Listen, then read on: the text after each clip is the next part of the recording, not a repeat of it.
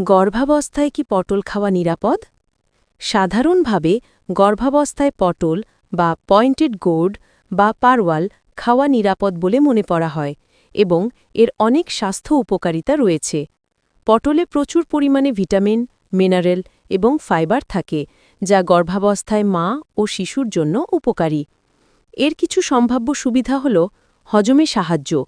পটলে থাকা ফাইবার কোষ্ঠকাঠিন্য কমাতে সাহায্য করে, যা গর্ভাবস্থার একটি সাধারণ সমস্যা। পুষ্টি সরবরাহ। এতে vitamin A, C, B complex এবং ক্যালসিয়াম, আয়রন, পটাশিয়ামের মতো খনিজ থাকে। রক্তে শর্করার নিয়ন্ত্রণ। এটি রক্তে শর্করার মাত্রা নিয়ন্ত্রণে সহায়তা করতে পারে, তবে কিছু ক্ষেত্রে সতর্কতা অবলম্বন করা উচিত।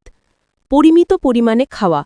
অতিরিক্ত পরিমাণে পটল খেলে কারো কারো হজমের অস্বস্তি হতে পারে। ডাক্তারের পরামর্শ।